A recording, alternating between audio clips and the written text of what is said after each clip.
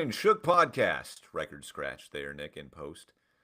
It's I don't think episode 91 of the Gridiron podcast. And the Sean and Shook podcast is just what the predecessor of this podcast was called when it was just Nick and I screwing around for a weekly podcast. And that's what we're going to do this time around because I'm Sean Barry. He's Nick Shook if you're watching on Twitch or YouTube. And our third co-host, Katie Caldwell, is off today because she's doing quote-unquote Canadian things again. Canadian things. I mean, I'm not going to out her for what she's really doing, right? We're not going to out her Canadian for that, things. right? She's Canadian things, yeah. man. Yeah, She's exactly. Canadian things. I'm here. You call me the bald behemoth usually. I'm also here with a hat line on my head today. So that's is it sunny in Cleveland? Were you getting a little suntan out there, Nick? No, I was just beating the piss out of Rutgers on College Football 26 with our Kent State Golden Flashes, and I always wear a Kent hat during the Twitch streams, and apparently it made a line on my head. So I mean, I can't tell. So because the light is just shining off your. I'm kidding. No, I can't see the line. So I think you're good, man. If you're new here, the Gridiron Podcast, the only podcast in the world that combines all the grit of Formula One and all the iron of American football. That's what we do here. We talk about Formula One. We talk about football. All three of us cover the NFL, and we just love genuinely Formula One, which just wrapped up. So we are going to swap things around this season, or this episode, I should say, talk about the NFL Week 15, recap that, because boy, is there a lot to recap from a crazy weekend in the NFL. We'll recap that, and then we will get to some viewer emails concerning the F1 world. David, we're going to read your email because he was kind enough to email the Gridiron Podcast and ask about Lewis Hamilton and Ferrari and that kind of tumultuous relationship. We've also got a former Red Bull. What was Helmut Marko exactly, Nick? Wasn't he like director of young driver talent or something like that? I don't even. I don't know exactly what it was. Old guy employed. Yeah, we've got real life Bond villain and Emperor Palpatine lookalike Helmut Marko on his way out, just torching his former employer while he does that. So we love a scolding cup of tea in the F1 world. We're going to get into all of it. By the way, if you would like to email us, you can do so by emailing the Gridiron Podcast at the Gridiron Podcast 3. That's the Gridiron Podcast number 3. Damn those other two. Thank you, Nick. Jeez. I'm trying to read gmail.com.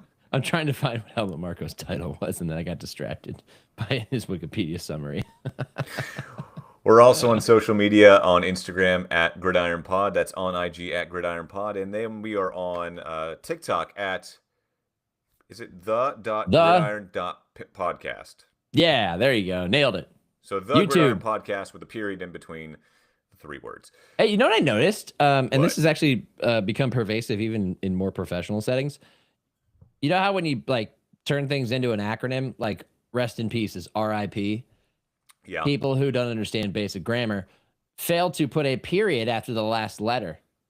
I am now seeing that in like corporate settings, which proves that we're all getting dumber. But in this situation, it's the period Gridiron period podcast, no period at the end, because this is not an acronym. It's just a weird handle.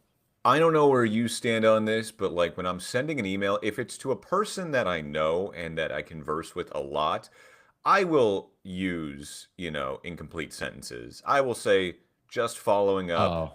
I'll do that. But if it's to somebody, if I'm asking, hey, can I cover this story? Or if it's a actual professional email that I'm asking to do something or RSVPing to something, I write in complete sentences with proper grammar. Thank you very much. You know what's funny? And this is very inside baseball, but during my time working on the production side of TV, I came to find that people who are on TV forget how to write in complete sentences. Like that when they write 100%. Their script, they turn their scripts into stories. That's what I was dealing with back then to put them online. And it'd just be fragments. The whole time it'd just be fragments. I'm like, can you just make these into sentences? I understand you're writing so that you can read it on TV. You can read it when you're doing a VO, but like turn it into sentences for God's sake. It's not that hard.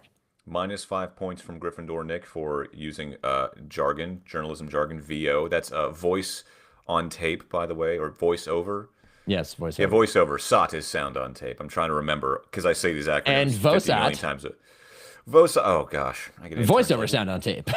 I get interns like, "What's a VOSOT?" I'm like, "Ooh, this might not be for you. You're a senior, right?" More on our journalism careers later on in the Sean and Shook podcast. I'm kidding. Episode 91 of the Gridiron Podcast. Nick, let's get into some NFL talk because you are our NFL.com resident talent writer. great name. Were you on last night? Was there some night shook that I Yeah, didn't what see? the hell, guys? Like, Katie's not here, so I'm just gonna take you to task. Where's my support from the Gridiron Pod? Nothing. I didn't even. Did you even like put it on your We IG story? we were live. No, I didn't. We were See? live. We were live on the NFL YouTube channel, not just NFL Daily, the NFL YouTube channel. And my two pals, my two I'm sorry. cohorts, weren't there to support. I am sorry, Nick. I will tell Cut you me though. deep. I pretty much got home after watching the game at the local watering hole and kind of went right to bed. Well, it was your team, so I understand. It was my team. Go Stillers. They're Let's starting to look a little start bit there. better. Why not? Just kidding. Let's not start there. No, Sean, no, the no, biggest no. story from the weekend: the bell tolls to inform the villagers. The king Dracula is is dead. dead. The king is Oh, dead. the king. Right. Yes. The kingdom has crumbled. Which kingdom, Nick? The Chiefs' kingdom, which is, it should be chiefdom, but let's not even get into that. I know. The Kansas City Chiefs lose 16-13 to the Los Angeles Chargers and are officially eliminated from playoff contention, which feels like a sentence I did not think I would be saying this season, Nick. Alas, here we are. After 10 straight postseason appearances, 7 straight AFC title game appearances, and 3 straight Super Bowl appearances, the Kansas City Chiefs are heading to Cancun early. They didn't even go out with that with a fight. They went out with a whimper, a thud. Not with a bang, but with a whimper. And to make matters worse, Patrick Mahomes tore his ACL in the final minute of the game. Yeah. I don't ever celebrate anybody's failure as a team, but it does feel like the end of an era, or at least a signal of change coming for the Chiefs. Starting with the fact that their quarterback is facing a 9+ month road to recovery, and Where would just that check put this us? out. So 9 months from now would ideally put you about September 14th, 13th, which would be like week 2 of the NFL regular season. But I would like to point out, because I had all these people coming at me when we talked about this on NFL Daily on Sunday. I was like, he's going to miss a significant portion of the season. No, he'll be back by like week 2, man. That's like nothing. Kyler Murray tore his ACL on almost the exact same date in 2022. He did not come until after the midway point of the season, come back from that ACL injury. He did not feel like himself until a year later.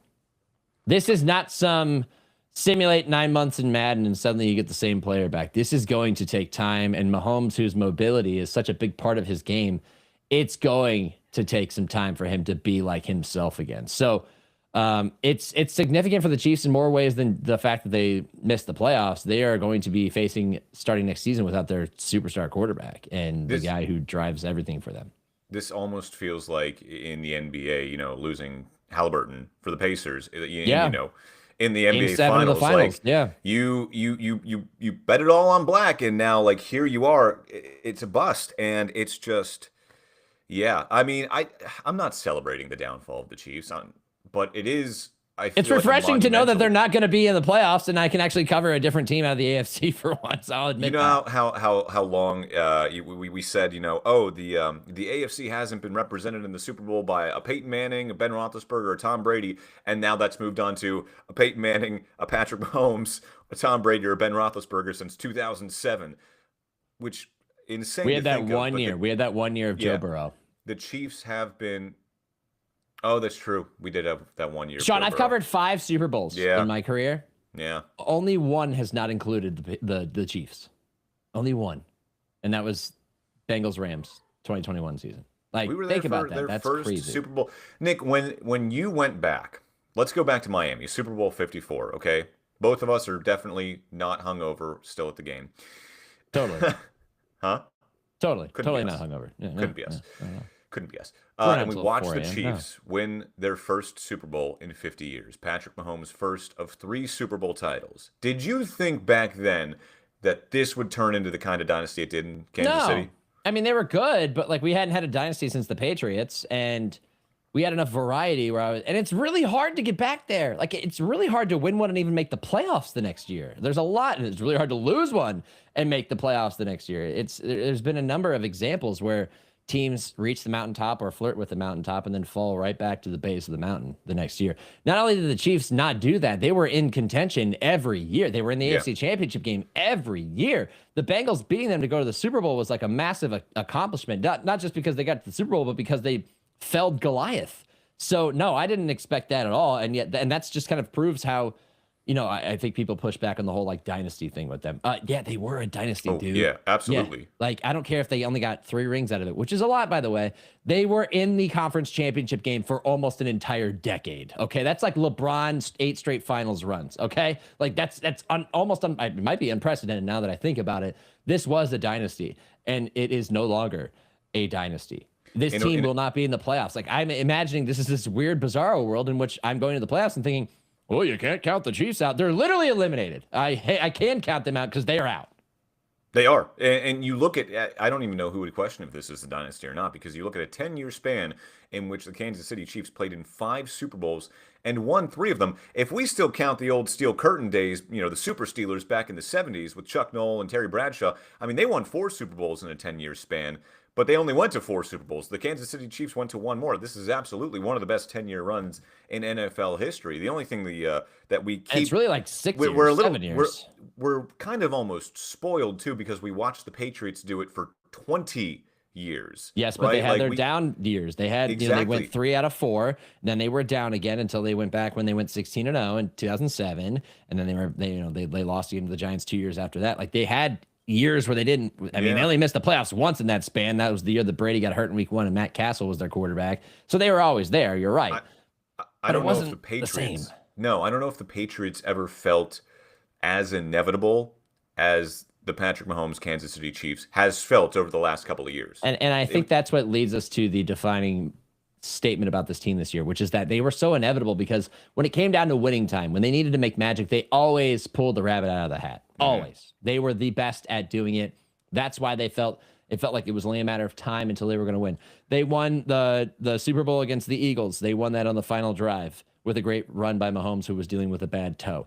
They won the Super Bowl over the Niners in overtime. They won their first Super Bowl over the Niners with a frantic fourth quarter comeback. They lost, they only lost the Super Bowls they lost were in Sammy Watkins Super Bowl.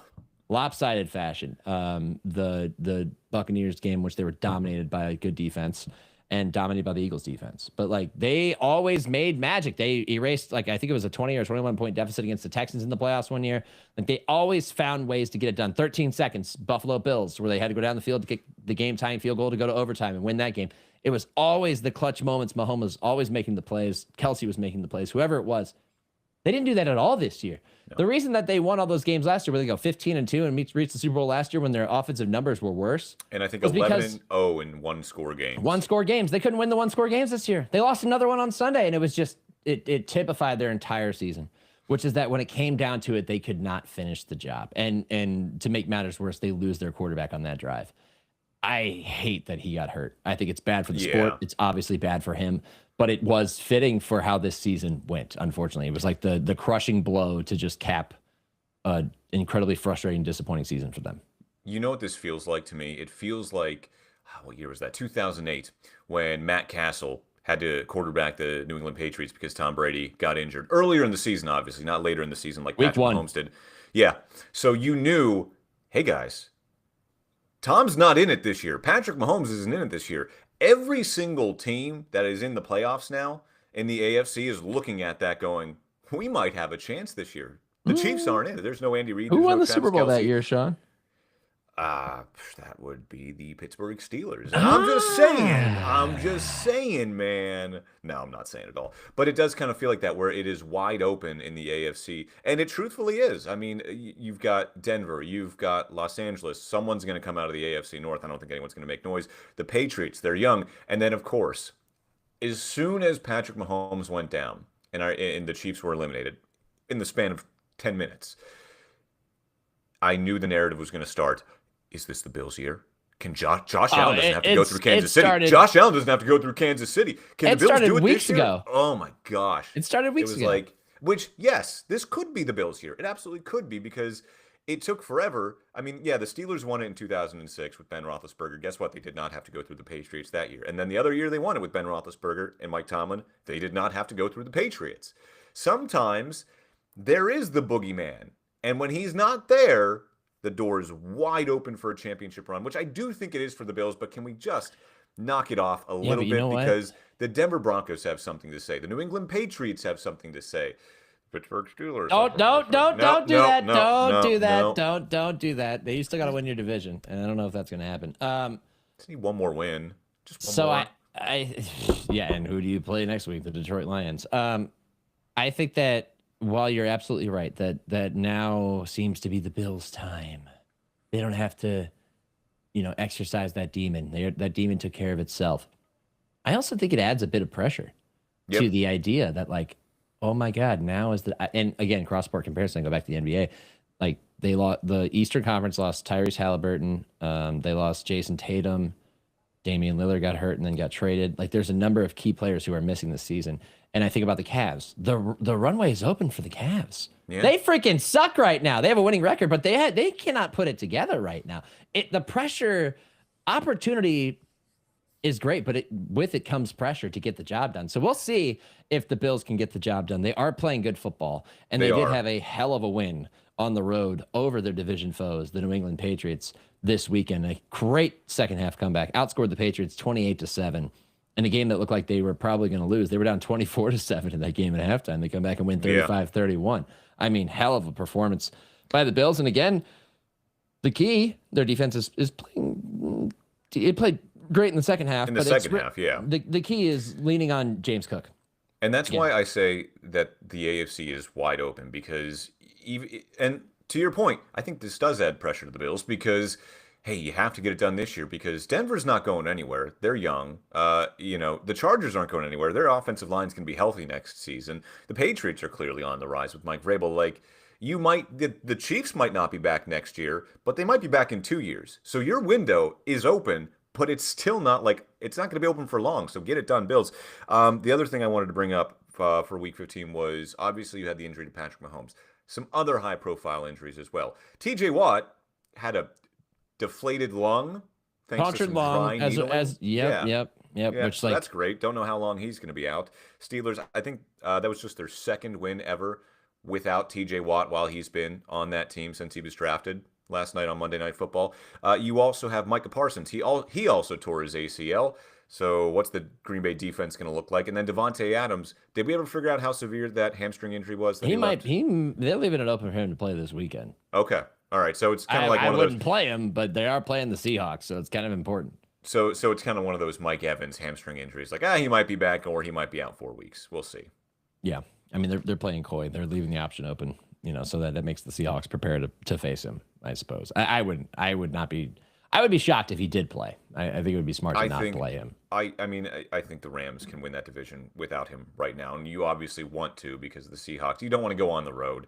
You don't want to be a 12, 13 win team and go on the road and come to frickin' either at this point Tampa or Charlotte. Like, that's so stupid. You're coming out east, which statistically speaking, West Coast teams, that when they do come out east, they do a lot better than when East Coast teams go out west. Yeah, it's strange that when you advance the clock, somehow you still perform well as opposed to gaining time. Let's talk about the Buccaneers real quick.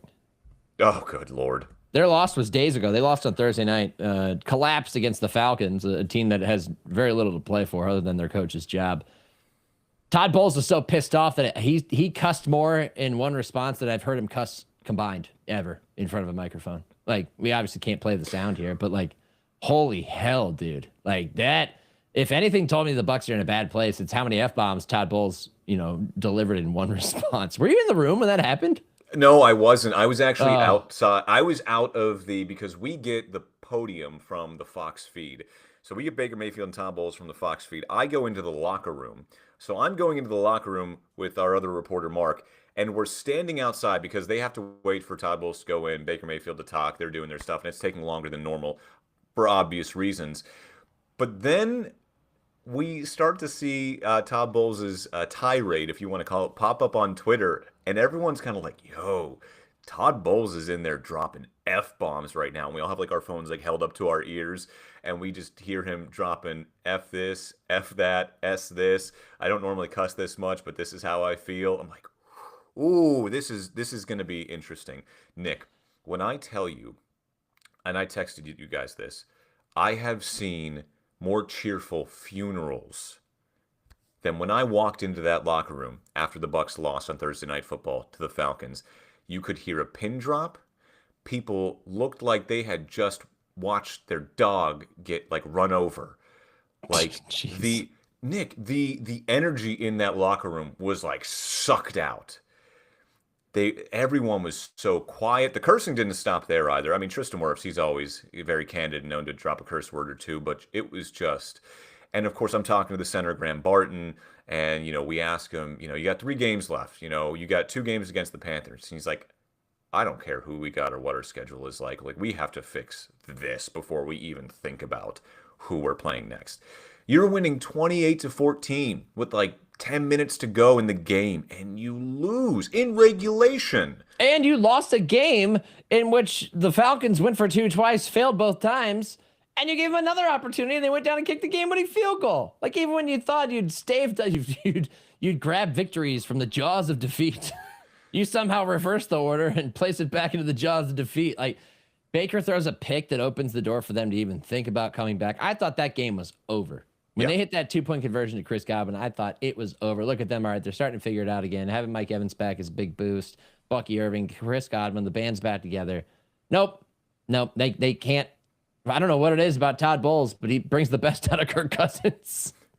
You want to talk about a boogeyman. That is who Buccaneers fans check under their bed and in their closets for at night, because Kirk Cousins has absolutely just annihilated them over the past 2 seasons. 2 wins last year. I think he threw for like a combined like 900 and some yards. I think in the past, I think he has like over 1,100 passing yards, 10 or 11 touchdowns, and 1 interception over the past 3 games he's played. Obviously, he didn't play week 1 because it was Michael Penix. He threw for 373 and 3 touchdowns in this game. And then Kyle Pitts has a career game against the Bucs. 11 Falcons catches. Fans are like, finally, it was just the collapse of the Buccaneers on Thursday night. I really didn't believe what I was seeing. I was seated next to one of the other reporters in town who grew up in Atlanta and is a Falcons fan. And obviously, you're not allowed to openly cheer in the press box. He wasn't openly cheering. He was openly jeering his team, I would say. But he couldn't believe what he was watching, and he's a Falcons fan. I mean, it was just, oh man. And that interception from Baker, that was just a horrible throw. Baker Mayfield right now, I know we were talking about him for like MVP odds back at the early part of the season, but he looks long gone. Oh, it's so long gone. He looks frantic in the pocket. I know the offensive line right now isn't playing its great. They're still banged up. No Cody Mauch, no Ben Bredesen. Baker Mayfield is playing frantic, and it looks, I mean, I know it's a similar situation. He has a non-throwing shoulder injury. It's not as severe as the AC joint tear he had in Cleveland that he played on. But here's Baker Mayfield again playing. He had a labrum tear that year. I thought he also had a. I think it was both. But he had a labrum tear. Yeah, I mean, he needed surgery. He doesn't need surgery this time around, at least he said. But yeah, he's playing hurt. It's his non-throwing shoulder. Like the comparisons are eerily similar, because now he's kind of reverting back to that. I hate to say it, Cleveland Baker. Yeah, I honestly, I liken all of this. Well, first off, that pick was actually a product of them relying on the speed out against soft coverage the entire game, and then D. Alford, veteran defender, baits him into it and just makes the pick. The Falcons had adjusted in time for that to happen after getting cooked all night against it. And the other thing, though, I think was, it feels a lot. I hate to say this, but it kind of feels a lot like the Eagles from 2 years ago. Like the way that they're just struggling to do anything right, and they're losing close games, and they just can't finish games. The offensive struggles are not like the Eagles of 2 years ago, but just like the inability to finish games and the inability to be the team that you thought they were. I mean, yeah, they got blasted by the Rams. They lost to the Bills. They lost that. Where it really all started was the Patriots game back in Week 10. Mm-hmm. Since then, you lose to the Saints 24-20. You let them come back in the fourth quarter. Then you let the Falcons come back inside the last 10 minutes of the fourth quarter. And now you had 2 of your last 3 games against Carolina, who also fumbled away an opportunity to take a lead in the division. We can talk about who wants to win the AFC North, who wants to win the NFC South, because right now the Panthers and Bucs are battling. Nobody. So yeah, it's ugly there. I don't even like to talk about the division right now, because I think neither team is playoff worthy, but one of them's going to get in. We could go back to the Steelers real quick though, because I could kind of say the same thing about them and the Ravens, except Steelers have played good football over the last 2 weeks. Now, one of those wins was over the Ravens. The other one was over a team that's not the Ravens, the Miami Dolphins, who notoriously quit when the weather's not good. They quit against the Browns in Cleveland when it was rainy and gross. in like week 7, and they laid down after at least hitting defensively in the first half and couldn't do a damn thing offensively. I don't want to dive into the whole what does this mean for Tua because I think we've already covered that enough. But I just want to say, so Nick, you're from Cleveland, I'm from Pittsburgh. We grew up in the cold. When it's snowing outside, are you, as a kid, you're excited to go outside, right? You play football in the snow with your friends out in the yeah, backyard, right? Like we did that in college as well. The Dolphins landed Saturday night in Pittsburgh in the middle of a snowstorm. I'm actually surprised that, they dumped like 7 inches of snow on the city. So I'm surprised they even got there. They immediately leave the airport, drive like 15 minutes away to go to Robert Morris University and practice in the snow. And they've got no sleeves on. They're like, this is nothing, yada, yada, yada. And I'm thinking, you haven't, no, this is the fun stuff. Nobody's upset when you have to play in the snow. It's fun. You feel like a kid again. What sucks is when it's 8 degrees outside or 17 degrees outside with a wind chill of 5 degrees, which it was on Monday night. And then Tua, of course, was asked about the weather because the Dolphins 0-12 all time when kickoff is below 40 degrees. And he said, it's just the weather. They got to play in it too. Yeah, about that. Where was all that energy when, it's not snowing, but it's 10 degrees outside? it was In the with their first defense. quarter, It was with their defense. yeah, in the first quarter, I will say, like, I kind of was a little nervous. Like, ooh, the Dolphins came out swinging. Steelers defense bend, not break, and their offense really isn't working for the Steelers at all. I'm thinking, uh-oh, this game might be a toss-up. But then, Nick, 4 straight touchdown drives for the Steelers. I don't know how closely you were paying attention to the broadcast last night. Do you know the last time the Steelers scored on 4 straight drives? Touchdown drives. I had this in my notes.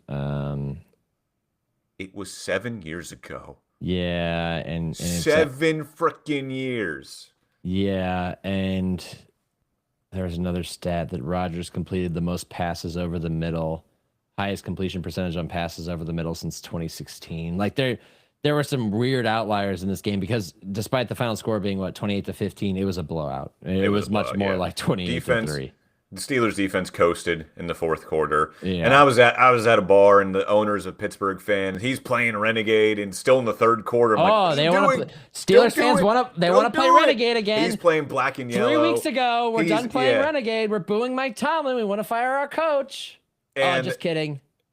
he's like, can they just like not like let them score? I'm like, dude, this game's wrapped up. I was like, they're trying not to get hurt. They're like, game's over. They're coasting toward the end. You're right. The Steelers are playing better football over the last 2 weeks after getting, embarrassed by the Bills. I'm going to say they two look things here. refocused. I'm going to say 2 things here. And I think you're right. They Two do look things. refocused. But the 2 things I'll say is that Miami is not a measuring stick and don't get overconfident in your team.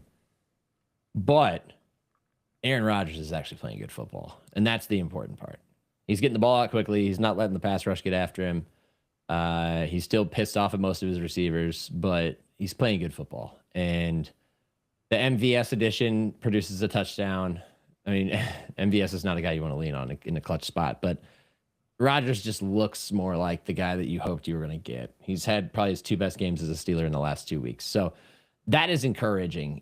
I don't know if I can count on the rest of this to hold up, but I love Kenny Gainwell.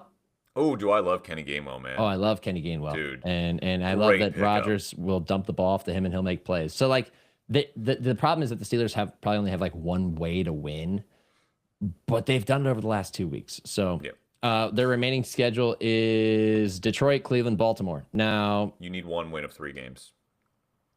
you'll beat the Browns. So congratulations. It's in Cleveland. I don't have that much hope. I can just picture Shadur Sanders having a career game that day for I can some picture reason. no, I can picture the Steelers blitzing him relentlessly and Shador having no idea what to do. Look, you don't have to tell me, don't get overconfident in my team. I'm not. I came on here 2 weeks ago and said I just It's such a feel gross playoff team though. Like, ugh. apathetic. You know what? Like that's just I am. But it is fun to see this team starting to play its best football in December. That's when you want to see them playing good football. No TJ Watt, as I said earlier. Just the second win in since they drafted him that they've had without him that they've won. Yeah, guys stepped up. They got after Tua in different ways last night. And I think they're playing really good football right now. That being said, the Ravens responded by, responded to their loss, but to the Steelers by just kicking the crap out of the Bengals. But that was obviously a terrible day for Joe Burrow, where he said if he would have lost for all 32 teams that day. So the Ravens have honestly, unfortunately, put themselves in a situation where the Steelers only need to win one game over the final 3 weeks to win the division. So that Week 18 game, praying to sweet baby Jesus, hopefully does not matter. I hope it does.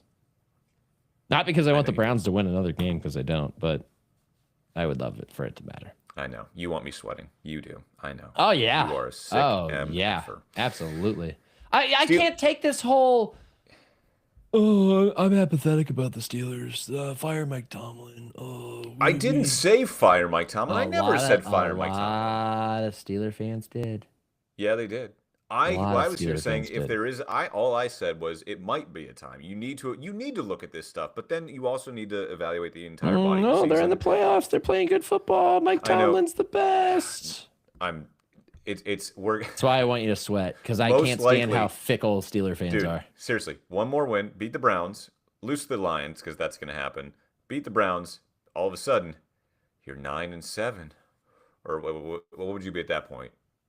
Yeah, 9-7. You'd be 9-7, and then, throw in Mason Rudolph there, Week 18. Division's already wrapped up. 9-8. Nobody celebrates 9-8 like Mike Tomlin and the Steelers, baby. Yeah, it's gross. It's as gross as what's going on in the NFC South. It is gross. And then who would that be? Could be the Bills. Could be the Patriots coming to town. Whoop-de-doo. I realize you're at the center of the two grossest experiences in the NFL, Sean. I am. Buccaneers and Steelers. Yeah. Yeah, it's pretty gross right now, man.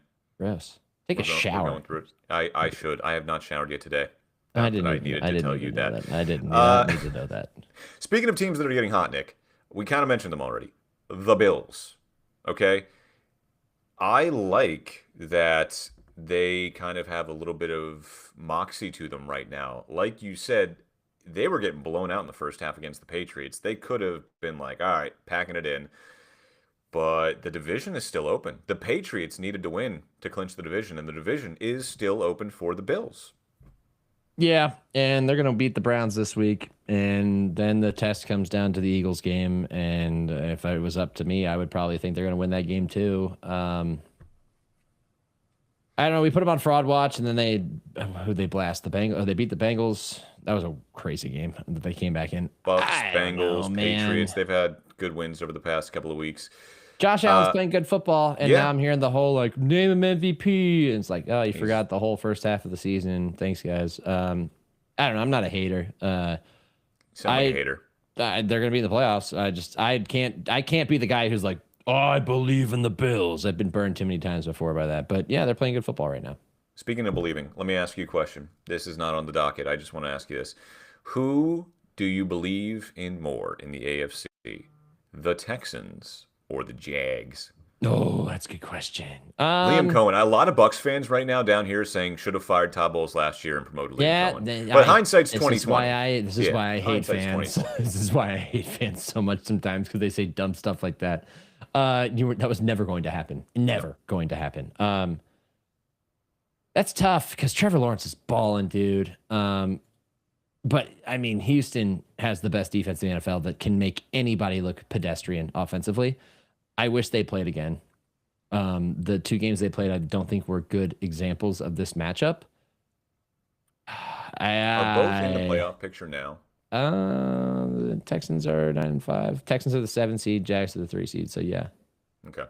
And I hope to God that somehow we get a Jags-Texans playoff matchup on Wild Card Weekend. I would love that. But I didn't answer that question.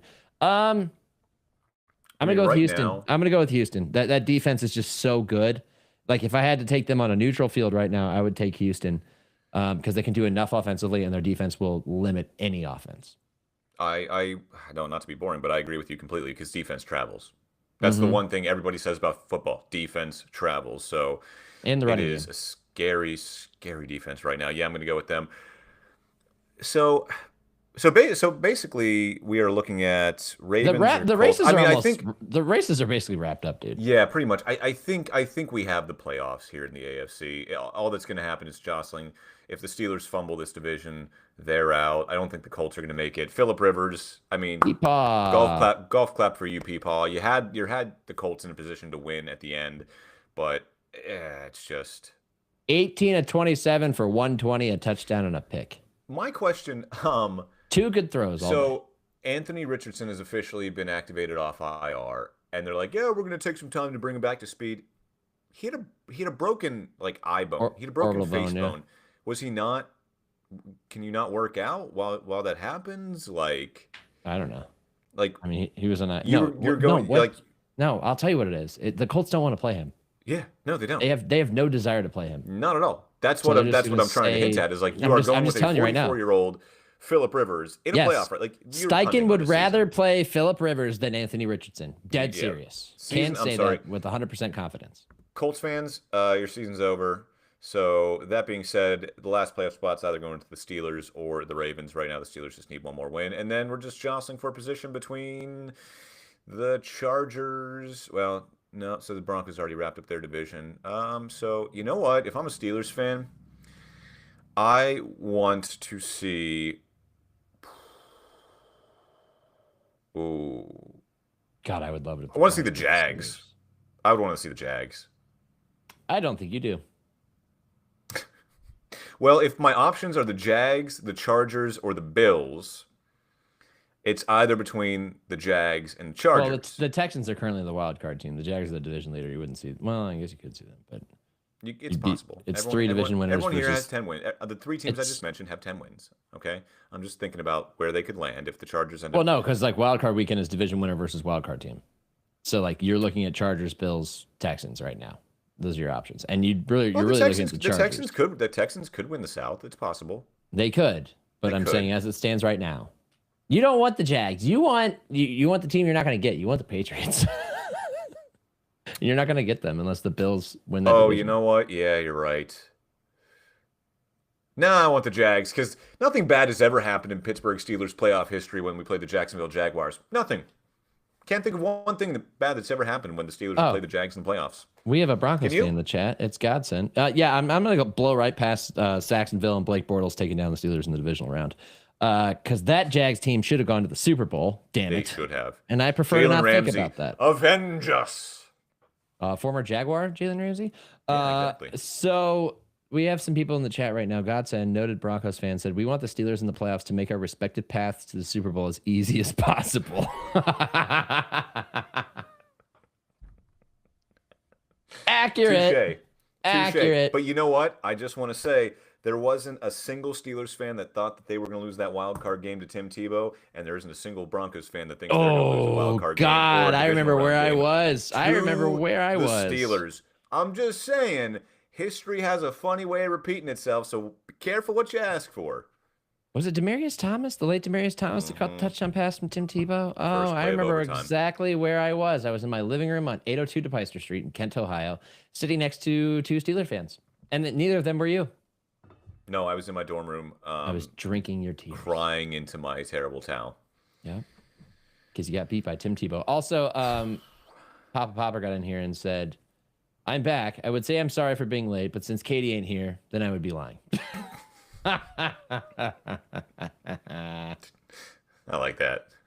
I appreciate that. Like, We yeah, appreciate I'm- you, both of you. for We're being only here for though. Katie too. Anything else from the NFL, Nick? No, We can let's get the switch hell on to out of the Formula NFL. One. All right, let's Let's shift get the hell out. gears to Formula One, and we're going to start off with a viewer email. No, you know what? Do you want to start with Helmut Marko? No, let's start with the viewer email or the listener email. Okay. Actually, I feel like that's a better way to finish. What's the All email right. about?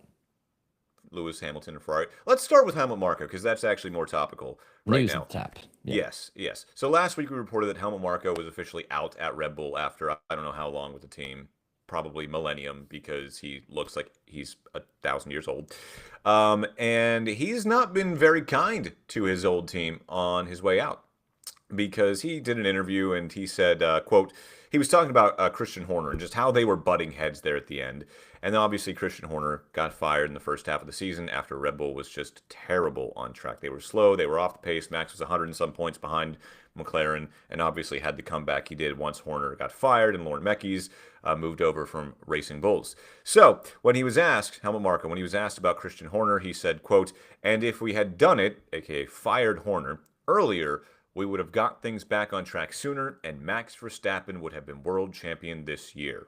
Oh, Had we fired Christian Horner sooner, Max Verstappen would have been world champion this year. so this reads to me like two things. My initial reaction.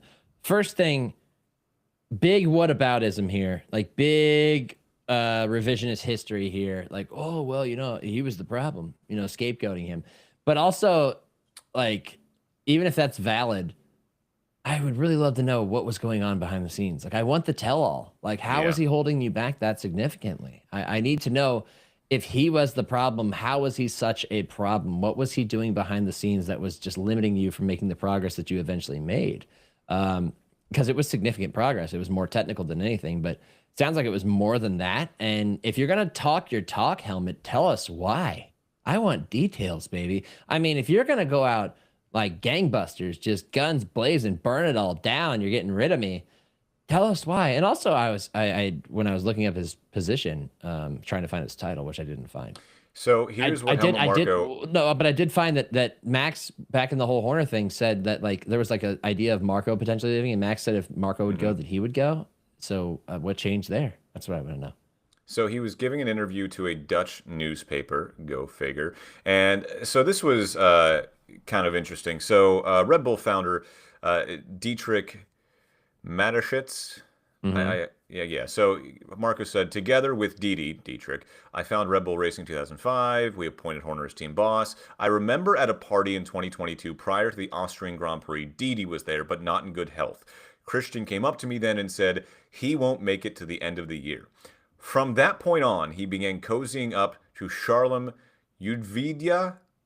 When Didi died later that year, he did everything he could to take over with Charlem, with Charlem's support. I did everything I could on behalf of Austria to prevent that." All right, so Helmut's probably taking a little bit of creative licensing here and trying to paint himself in a good light, Christian Horner in a bad light. Basically, Emperor Palpatine is like, no, it wasn't me. It was Darth Vader who did all the bad things. I was just an innocent bystander, an innocent old man. Okay. I am the sympathetic figure. I am the one who is saving the Empire. Marco, you can sell that story in Holland because I ain't buying it here in Florida, buddy. I ain't buying it. Go on. Helmut Marko on the way out is basically scorched earth at this point. You know what, Nick, though? I kind of agree with him. I think had they made the change sooner, we would be talking about Max Well, yeah, I mean, Verstappen because if the firing really did prompt all the improvements that they made on track, then yeah. I think this just shows how much infighting and jostling for power there was behind the scenes at Red Bull. And I think the installation of Laurent Mekies, or the promotion from Racing Bulls to Red Bull, you had someone in Horner who was more interested in consolidating his power, and you brought someone in that was more interested in just getting results on track. Yes. I think that's exactly what happened. And in the end, Helmut Marko is still a casualty of that.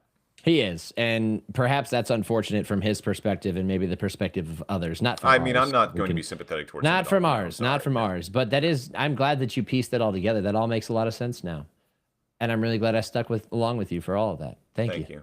You like how I started there at the end, made it to the climax, brought it back to the beginning, and then in true directorial fashion, had a good finish there. Right. We call that the denouement. Yes. I'm a big fan of Christopher Nolan, so I was trying to channel my inner for Chris Nolan. You know, for Chris Nolan. I want you to. Let's go on to our. And here you know how I got these scars? Helmut Marko. You know how I got this lazy eye? My father was a drunk and a fiend. My boss was a power-hungry Brit. Where's Mekies? Where's Yuki? You're scum. You kill for blood and money. He's in Red Bull second driver heaven now with everyone else. Moving on to our viewer email. This email comes, by the way, again, if you'd like to email us, we would love to hear from you, and we can read them out on air. We got one here from David, and David is very curious about Lewis Hamilton and his first season with Ferrari because, boy, was it anything but smooth. David sent this email to the Gridiron Podcast 3. That's the Gridiron Podcast 3. Damn those other two. At gmail.com. Go ahead. All right. So David writes, can we please have your thoughts on how bad Lewis has been this season with 0 podiums and Carlos Sainz having 3, with Williams, of course, now including a sprint podium. I know Ferrari isn't amazing this year, but Charles is getting on the podium. Sorry, Charles is getting on the podium, so you can't blame the car too much. I was giving Lewis slack at the beginning of the season with it being a new team and engineer and all that, but he's had multiple Q1 exits and just is wildly inconsistent in that car. Hopefully, with reg changes, he can look like himself again. But I think at this point of his career, I would say Carlos is the better driver. He is a more competitive teammate with Charles, and it's not even close with Lewis. I think they have a 100-point differential. Nick, you want to see exactly how much? I know the head-to-head is wild. I think it was something like, in races, I think it was like 13-5 or something like that. 100-point differential in the driver standings now. Would love to hear your thoughts on an episode. Well, you're about to hear him, David. 100-point differential between Charles and Lewis? Yeah, what was the 242 to 156. So close. Yeah. Close. Carlos, 64. Yes. Obviously, the Ferraris were going to beat the Williams this year, but he does have a good point. Carlos was able to leave Ferrari last year, join Williams this year, and you could see the excitement in his voice when he got that first podium. And then when they did it again, over the radio, he was like, this is just happiness. Like, he was just like, this is wonderful. This is happiness. He's in the pursuit of happiness. I don't know if I'm going to agree with you, David, and say at this point, Carlos is 100% the better driver than Lewis. It's still Lewis Hamilton. And I think they being Ferrari, need to kind of adapt to him a little bit more.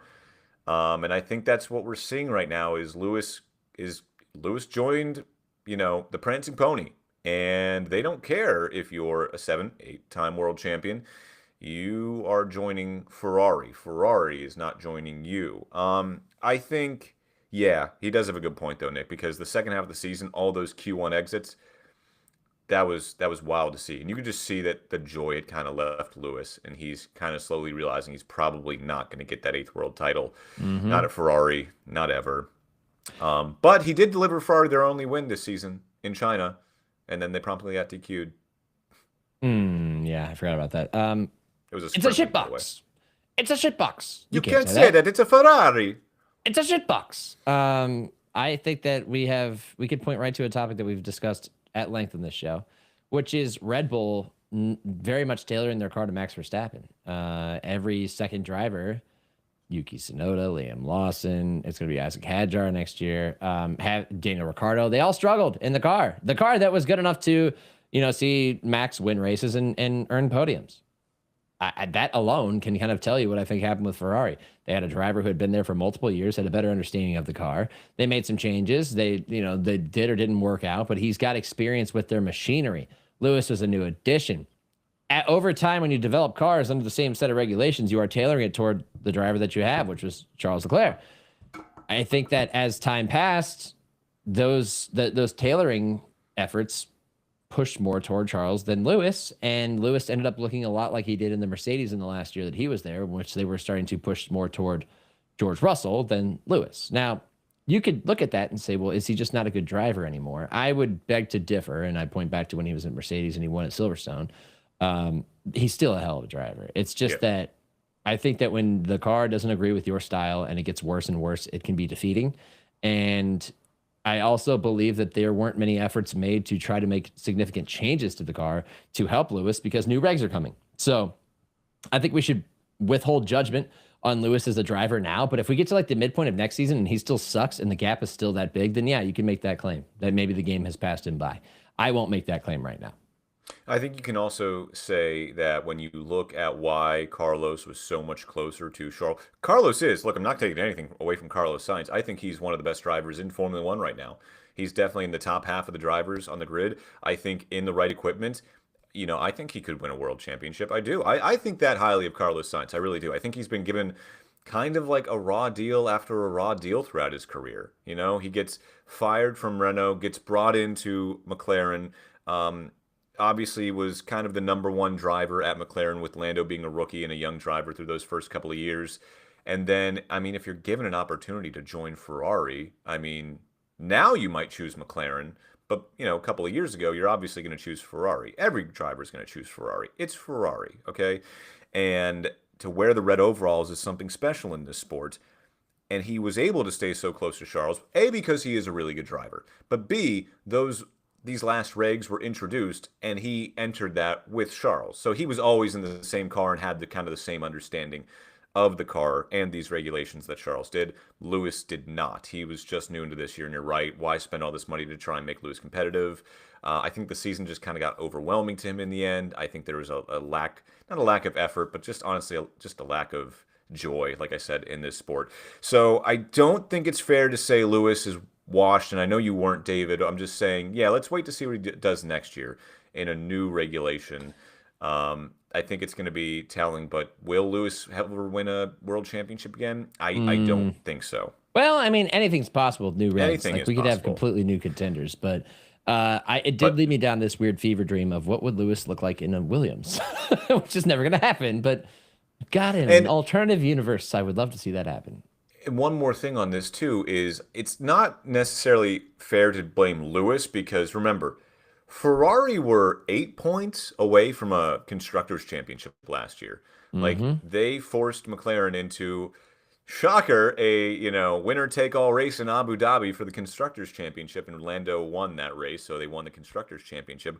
Everyone was thinking, all right, yes, McLaren might win the constructors again, but Ferrari's going to be right there. They finished P4 in the constructors. So it wasn't just Lewis. The car in itself, the team in itself, took a big step backwards, or everyone else took a step up and they just didn't, because I don't know if it's because new regs next year or whatnot, but the team as a whole took a step back this year. I think that when you look at teams, though, and you look at with new regs around the corner, it's almost like a lame duck season for a lot of teams that aren't in title contention, and that's what you saw from Ferrari this year. All of this could change. It's the beauty of new regs. It's gonna be fun. We have a question in the chat. Do we have anything else left in F1 topics here? I was just gonna say, yeah, testing starts in 40 days. Let's go, baby. Yeah, there's 3 separate testings this time around. There's like testing in, I think, Spain starting January 26th, like 5 days of closed door testing, so you won't see any of that. And then in early February, you got the testing over in Bahrain. So a lot of new testing for these regs. I feel like these drivers don't get any time off, which they don't. Season's getting a little too long. Yeah. I know money. Oh, also, Portugal coming back on the schedule in 27 and 28. They just signed a deal for that. So let's go. Portimao is coming back, a great track. Great track. That's all I got for F1. Undulating track. Great track. Saw some great moments. We'll close the show out with this. Popper back in there, offering us a nice little thing to chew on here. He said, this week's get to know your host a little better question. What is the most important meat/protein on your Christmas dinner table? In my family, we can't have a Christmas dinner without roasted duck. He lives over in England, right? I think it's Denmark. Denmark? Yeah. I would love some roasted Am I right? duck is my favorite. Am I wrong? I don't know. Tell me if I'm wrong, Popper. I thought it was Denmark. Duck is my favorite protein. I absolutely love duck. Nailed it. He was right. I was right. Denmark. Denmark. Awesome. Yeah. Denmark. Love it. Duck is delicious. Duck is like amazing. Everything that dark meat chicken is, but better. Yeah, it's oh my gosh, it's fatty, but then you can cook it like a little medium rare. You can get crispy. It's so freaking good. I would love some duck for Christmas. For us, Popper, it is ham.